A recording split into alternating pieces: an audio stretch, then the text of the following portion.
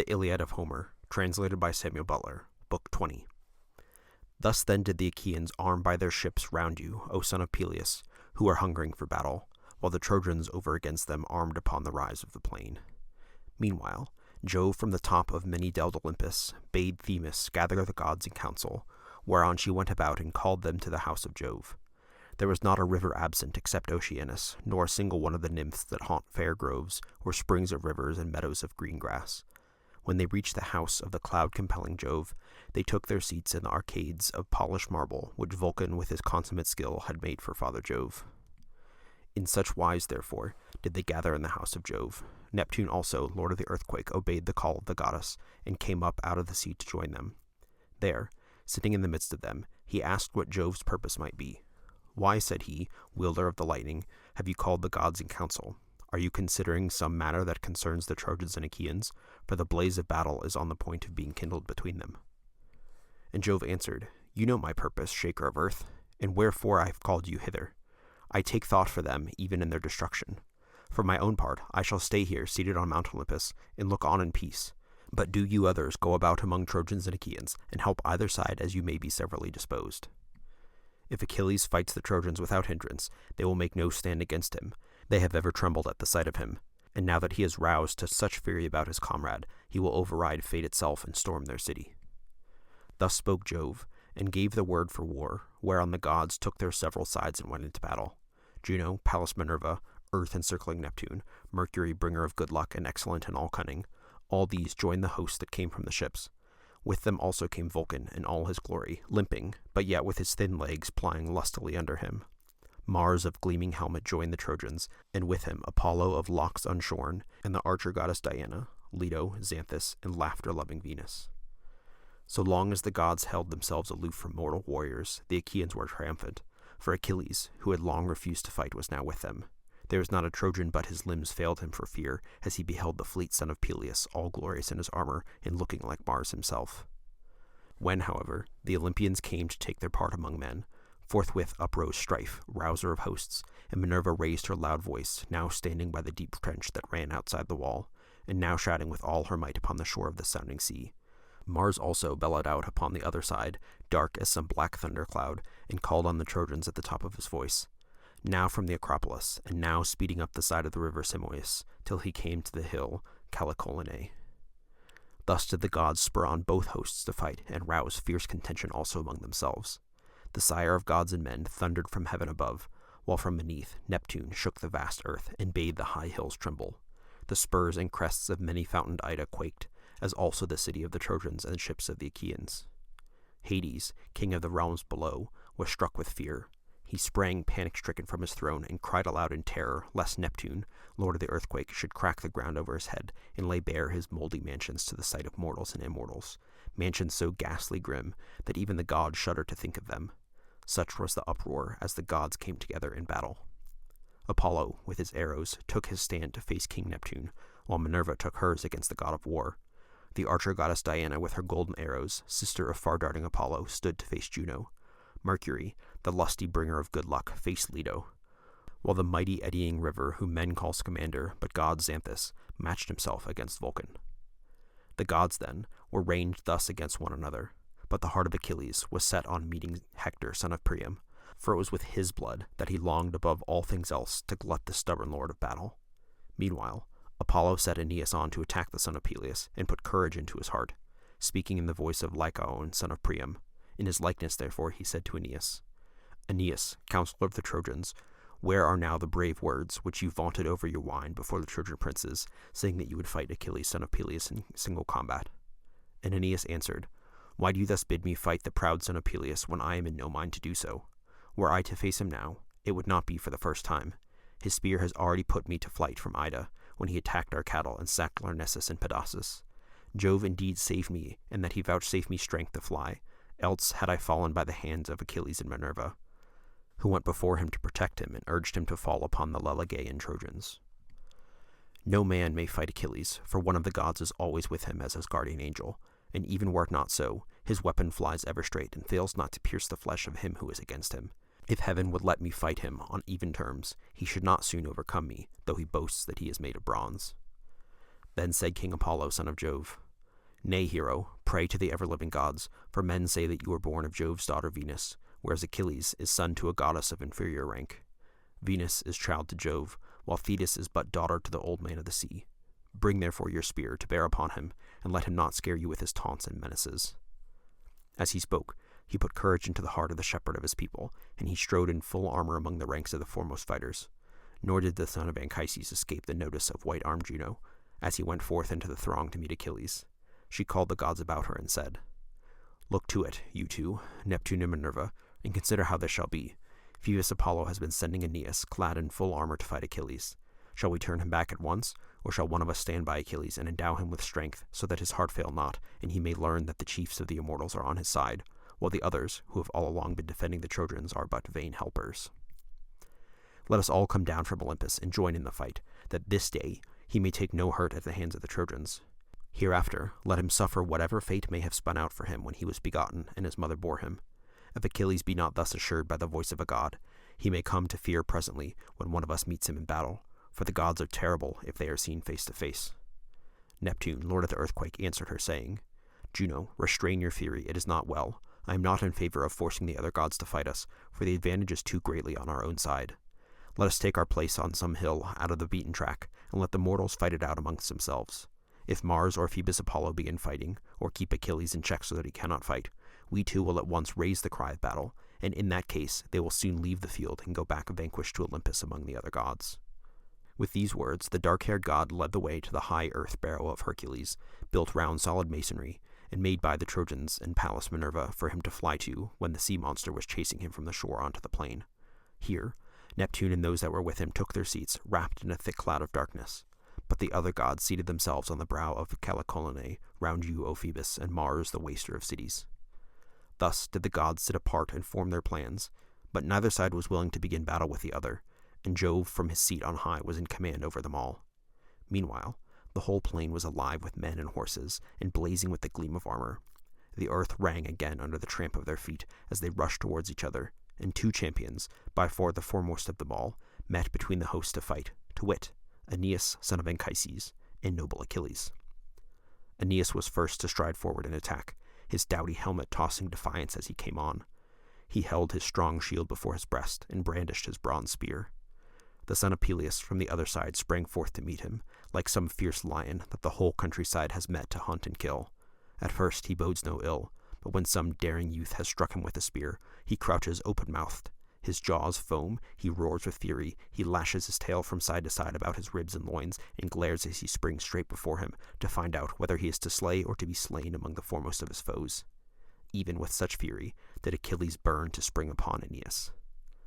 When they were now close up with one another, Achilles was first to speak. "Aeneas," said he, "why do you stand thus out before the host to fight me?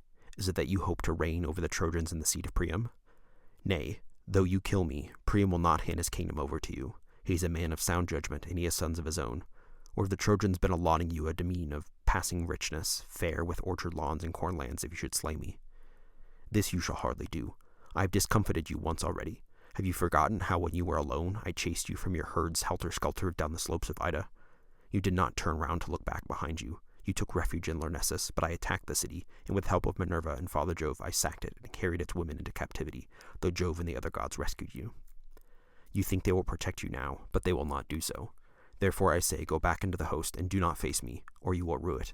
Even a fool may be wise after the event."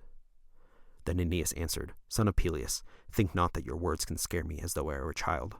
I too, if I will, can brag and talk unseemly. We know one another's race and parentage as matters of common fame, though neither have you ever seen my parents nor I yours. Men say that you are son to noble Peleus, and that your mother is Thetis, fair-haired daughter of the sea. I have noble Anchises for my father, and Venus for my mother, and the parents of one or other of us this day shall mourn a son, for it will be more than a silly talk that shall part us when this fight is over.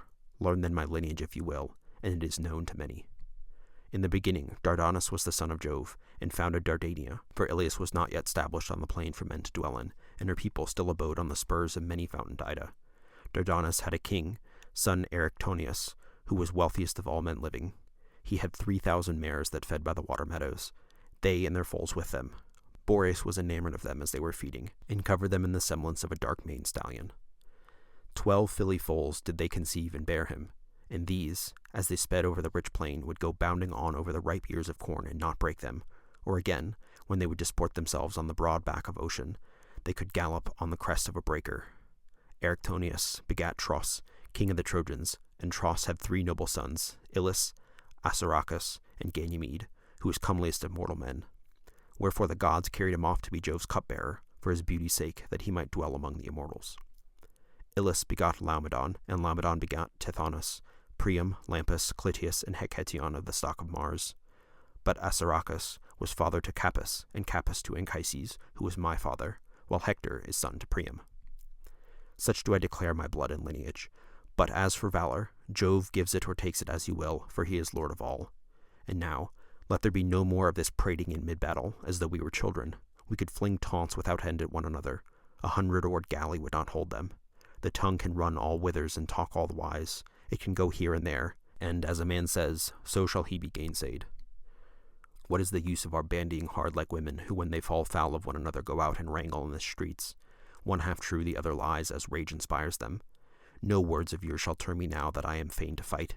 Therefore let us make trial of one another with our spears. As he spoke, he drove his spear at the great and terrible shield of Achilles, which rang out as the point struck it. The son of Peleus held the shield before him with his strong hand, and he was afraid, for he deemed that Aeneas' spear would go through it quite easily, not reflecting that the gods' glorious gifts were little likely to yield before the blows of mortal men. And indeed, Aeneas' spear did not pierce the shield, for the layer of gold, gift of the god, stayed the point. It went through 2 layers, but the god had made the shield in 5, 2 of bronze, the 2 innermost ones of tin, and 1 of gold. It was in this that the spear was stayed. Achilles in his turn threw, and struck the round shield of Aeneas at the very edge, where the bronze was thinnest. The spear of Pelian ash went clean through, and the shield rang under the blow. Aeneas was afraid, and crouched backwards, holding the shield away from him. The spear, however, flew over his back, and stuck quivering in the ground, after having gone through both circles of the sheltering shield. Aeneas, though he had avoided the spear, stood still, blinded with fear and grief, because the weapon had gone so near him. Then Achilles sprang furiously upon him, with a cry as of death, and with his keen blade drawn. Aeneas seized a great stone, so huge that 2 men, as men now are, would be unable to lift it, but Aeneas wielded it quite easily. Aeneas would then have struck Achilles, as he was springing towards him, either on the helmet or on the shield that covered him, and Achilles would have closed with him and dispatched him with his sword, had not Neptune, lord of the earthquake, been quick to mark, and said forthwith to the immortals, Alas, I am sorry for great Aeneas, who will now go down to the house of Hades vanquished by the son of Peleus. Fool that he was to give ear to the counsel of Apollo. Apollo will never save him from destruction. Why should this man suffer when he is guiltless, to no purpose, and in another's quarrel? Has he not at all times offered acceptable sacrifice to the gods that dwell in heaven? Let us then snatch him from death's jaws, lest the son of Saturn be angry should Achilles slay him. It is fated, moreover, that he should escape, and that the race of Dardanus, whom Jove loved above all the sons born to him of mortal women, shall not perish utterly without seed or sign. For now indeed has Jove hated the blood of Priam, while Aeneas shall reign over the Trojans, he and his children's children, that shall be born hereafter. Then answered Juno, Earthshaker, look to this matter yourself, and consider concerning Aeneas, whether you will save him, or suffer him, brave though he be, to fall by the hand of Achilles son of Peleus. For of a truth, we two, I and Pallas Minerva, have sworn full many a time before all the immortals, that never would we shield Trojans from destruction, not even when all Troy is burning in the flames that the Achaeans shall kindle. When earth-encircling Neptune heard this, he went into the battle amid the clash of spears, and came to the place where Achilles and Aeneas were. Forthwith he shed a darkness before the eyes of the son of Peleus, drew the bronze-headed ashen spear from the shield of Aeneas, and laid it at the feet of Achilles. Then he lifted Aeneas on high from off the earth, and hurried him away. Over the heads of many a band of warriors, both horse and foot, did he soar, as the god's hand sped him, till he came to the very fringe of the battle, where the Cauconians were arming themselves for fight. Neptune, shaker of the earth, then came near to him and said, Aeneas, what god has egged you on to this folly in fighting the son of Peleus, who is both a mightier man of valor and more beloved of heaven than you are? Give way before him, whensoever you meet him, lest you go down to the house of Hades, even though fate would have it otherwise. When Achilles is dead, you may then fight among the foremost undaunted, for none other of the Achaeans shall slay you.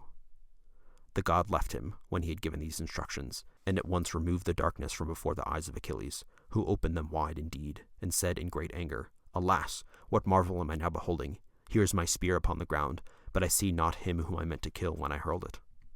Of a truth, Aeneas also must be under heaven's protection, although I had thought his boasting was idle. Let him go hang. He will be in no mood to fight me further, seeing how narrowly he has missed being killed. I will now give my orders to the Danaans and attack some other of the Trojans." He sprang forward along the line and cheered his men on as he did so. "Let not the Trojans," he cried, "keep you at arm's length, Achaeans, but go for them, and fight them man for man. However valiant I may be, I cannot give chase to so many and fight all of them." Even Mars, who is an immortal, or Minerva, would shrink from flinging himself into the jaws of such a fight and laying about him. Nevertheless, so far as in me lies, I will show no slackness of hand or foot, nor want of endurance, not even for a moment. I will utterly break their ranks, and woe to the Trojans who shall venture within the reach of my spear. Thus did he exhort them. Meanwhile, Hector called upon the Trojans and declared that he would fight Achilles. "Be not afraid, proud Trojans," said he, "to face the son of Peleus. I could fight gods myself if the battle were one of words only, but they would be more than a match for me if we had to use our spears. Even so, the deed of Achilles will fall somewhat short of his word. He will do in part, and the other part he will clip short.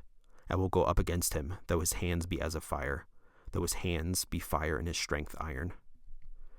Thus urged, the Trojans lifted up their spears against the Achaeans, and raised the cry of battle as they flung themselves into the midst of their ranks. But Phoebus Apollo came up to Hector and said, "Hector, on no account must you challenge Achilles to single combat. Keep a lookout for him while you are under cover of the others and away from the thick of the fight. Otherwise, he will either hit you with a spear or cut you down at close quarters." Thus he spoke, and Hector drew back within the crowd, for he was afraid when he heard what the god had said to him. Achilles then sprang upon the Trojans with a terrible cry, clothed in valor as with a garment. First, he killed Iphition, son of Ortineus, a leader of much people, whom a naiad nymph had borne to Ortineus, waster of cities, in the land of Hyde, under the snowy heights of Mount Tmolus. Achilles struck him full on the head as he was coming on towards him, and split it clean in two, whereon he fell heavily to the ground, and Achilles vaunted over him, saying, "You be low, son of Ortineus, mighty hero, your death is here, but your lineage is on the Gygaean lake, where your father's estate lies, by Hyllus rich in fish, in the eddying waters of Hermus." Thus did he vaunt, but darkness closed the eyes of the other. The chariots of the Achaeans cut him up as their wheels passed over him in the front of battle, and after him Achilles killed Demoleon, a valiant man of war and son of Antenor. He struck him on the temple through his bronze-cheeked helmet. The helmet did not stay the spear, but it went right on, crushing the bone, so that the brain inside was shed in all directions, and his lust of fighting was ended. Then he struck Hippodamus in the midriff as he was springing down from his chariot in front of him and trying to escape. He breathed his last, bellowing like a bull bellows when young men are dragging him to offer in sacrifice to the king of Hellas. And the heart of the earth-shaker is glad. Even so did he bellow as he lay dying. Achilles then went in pursuit of Polydorus, son of Priam, whom his father had always forbidden to fight because he was the youngest of his sons, the one he loved best and the fastest runner. He, in his folly, in showing off the fleetness of his feet, was rushing about among the front ranks until he lost his life, for Achilles struck him in the middle of the back as he was darting past him.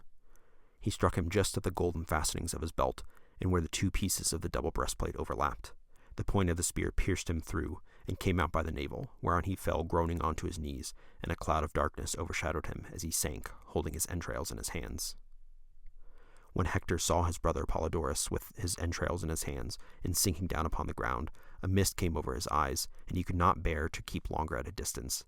He therefore poised his spear and darted toward Achilles like a flame of fire. When Achilles saw him, he bounded forward and vaunted, saying, "This is he that has wounded my heart most deeply, and has slain my beloved comrade. Not for long shall we two quail about one another on the highways of war."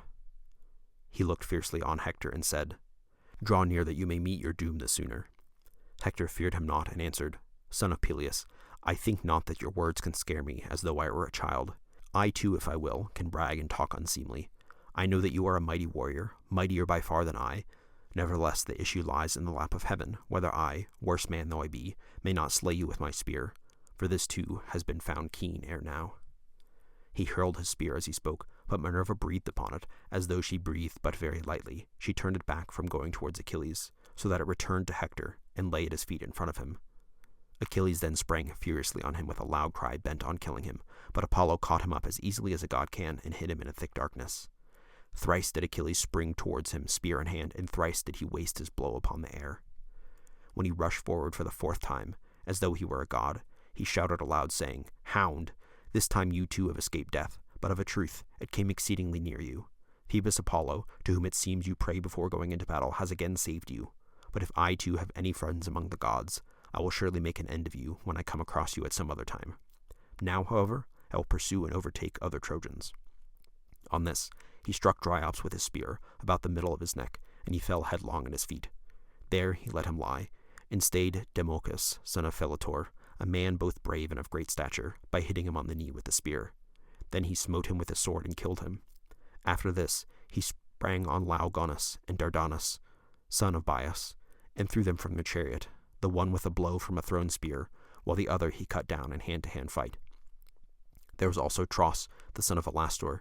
He came up to Achilles, and clasped his knees in the hope that he would spare him and not kill him, but let him go, because they were both of the same age. Fool! He might have known that he should not prevail with him, for the man was in no mood for pity or forbearance, but was in grim earnest. Therefore when Tros laid hold of his knees and sought a hearing for his prayers, Achilles drove his sword into his liver, and the liver came rolling out, while his bosom was all covered with the black blood that welled from the wound.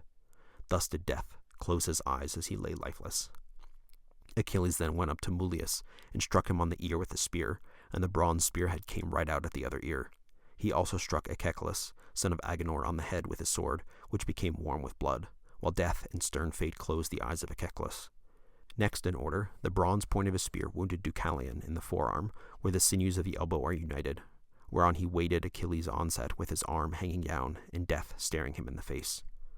Achilles cut off his head with a blow from his sword, and flung it helmet and all away from him, and the marrow came oozing out of his backbone as he lay. Then he went in pursuit of Rigmus, noble son of Pares, who had come from fertile Thrace, and struck him through the middle with a spear, which fixed itself in his belly, so that he fell headlong from his chariot. He also speared Erethus, squire to Rigmus, in the back as he was turning his horses in flight, and thrust him from his chariot, while the horses were struck with panic. As a fire, raging in some mountain glen after long drought, and the dense forest is in a blaze, while the wind carries great tongues of fire in every direction, even so furiously did Achilles rage, wielding his spear as though he were a god, and giving chase to those whom he would slay, till the dark earth ran with blood. Or, as one who yokes broad-browed oxen, that they may tread barley in a threshing floor, and it is soon bruised small under the feet of the lowing cattle, even so did the horses of Achilles trample on the shields and bodies of the slain. The axle underneath and the railing that ran round the car were bespattered with clots of blood thrown up by the horses' hooves, and from the tires of the wheels. But the son of Peleus pressed on to win still further glory, and his hands were bedrabbled with gore. If you've been listening and trying to figure out why the gods are so petty and the mortals are so angsty, my wife and I have a podcast called Winnow, a couple's close reading of the Iliad and Odyssey. We go book by book, breaking down main ideas, bringing new insights, and exploring all that Homer has to offer us even today. Find us on Apple Podcasts, Spotify, and YouTube.